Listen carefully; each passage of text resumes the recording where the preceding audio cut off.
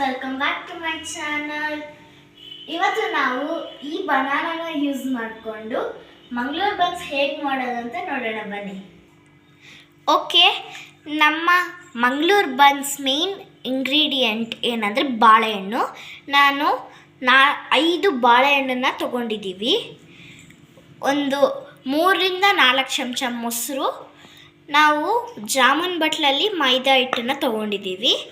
1 table spoon ಉಪ್ಪು, 1 table spoon ಜೀರಿಗೆ, 1/4 table spoon soda ಪುಡಿಯನ್ನು ಕೂಡ ತೊಗೊಂಡಿದ್ದೀವಿ. ಈಗ ನಾನು ಇನ್ನೊಂದು ಬೌಲು ಎಕ್ಸ್ಟ್ರಾ ತೊಗೊಂಡಿದ್ದೀನಿ ಮೈದಾ ಹಿಟ್ಟನ್ನು. ಟೋಟಲಿ 2 ಬಟ್ಲು ಮೈದಾ. ಈಗ ನಾವು ಉಪ್ಪನ್ನು ಕೂಡ ಹಾಕ್ಕೊತಾ ಇದ್ದೀನಿ. ಈಗ ನಾನು ಜೀರಿಗೆಯನ್ನು ಕೂಡ ಹಾಕ್ಕೊತಾ ಇದ್ದೀನಿ. ಜೊತೆಗೆ ಸೋಡಾ ಪುಡಿಯನ್ನು ಕೂಡ ಹಾಕ್ಕೊತಾ ಇದ್ದೀನಿ. ಈಗ ಇದನ್ನು ಚೆನ್ನಾಗಿ ಮಿಕ್ಸ್ ಮಾಡ್ಕೋಬೇಕು. ಈಗ ನಾನು ಒಂದು ಬೌಲ್ ಮತ್ತು ಸ್ಮ್ಯಾಶರ್ ತೊಗೊಂಡಿದ್ದೀನಿ. ನಿಮ್ಮ ಮನೇಲಿ ಏನಾದರೂ ಸ್ಮ್ಯಾಶರ್ ಇಲ್ಲ ಅಂದರೆ ಕೈಯಲ್ಲೇ ಸ್ಮ್ಯಾಶ್ ಮಾಡ್ಬೋದು. ಈಗ ನಾನು ಅದಕ್ಕೆ ನಮ್ಮ ಬಾಳೆಹಣ್ಣನ್ನು ಅದ್ರ ಸಿಪ್ಪೆಯನ್ನು ತೆಗೆದುಬಿಟ್ಟು ಹಾಕ್ತಾ ಇದ್ದೀನಿ.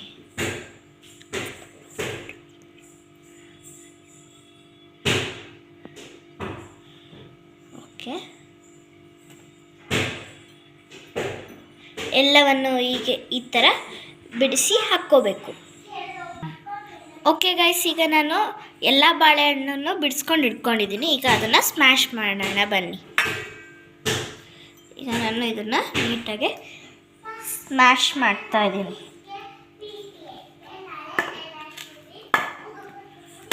ನೀಟಾಗಿ ಸ್ಮ್ಯಾಶ್ ಮಾಡಬೇಕು.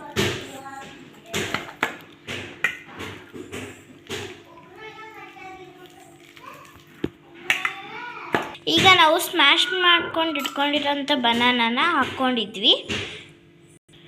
ಈಗ ನಾನು 3 ಚಮಚ ಮೊಸರನ್ನು ಕೂಡ ಹಾಕ್ಕೊತಾ ಇದ್ದೀವಿ.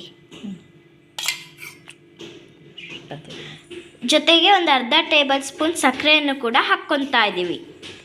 ಈಗ ಅದನ್ನು ನೀಟಾಗಿ ಕಲಿಸ್ಬೇಕು.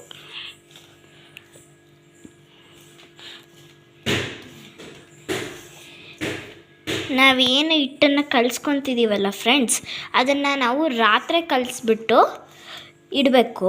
ಬೆಳಗ್ಗೆ ಅದನ್ನು ಮಾಡಿ ನಮ್ಮ ತಿಂಡಿಗೆ ಅಂದರೆ ನಾಷ್ಟಾಗೆ ಮಾಡ್ಬೋದು. ಇದನ್ನು ರಾತ್ರಿ ನೀಟಾಗಿ ಕಲಸಿ ಇಡಬೇಕು. ಇದು 7-8 ಅವರ್ ನೆನಿಬೇಕು.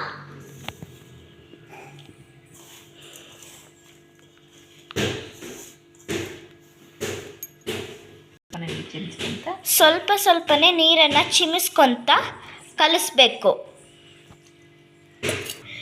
ಈಗ ಸ್ವಲ್ಪ ಎಣ್ಣೆಯನ್ನು ಕೂಡ ಹಾಕ್ಕೊತಾ ಇದ್ದೀವಿ. ಈಗ ಹಿಟ್ಟು ರೆಡಿಯಾಗಿದೆ. ಇದರ ಕನ್ಸಿಸ್ಟೆನ್ಸಿ ಚಪಾತಿ ಹಿಟ್ಟಿನ ಸ್ವಲ್ಪ ಸ್ಮೂತಾಗಿರಬೇಕು. ಇದನ್ನು ನಾವು 7 ಅವರ್ಸು ನೆನೆಯೋಕ್ಕೆ ಬಿಡೋಣ.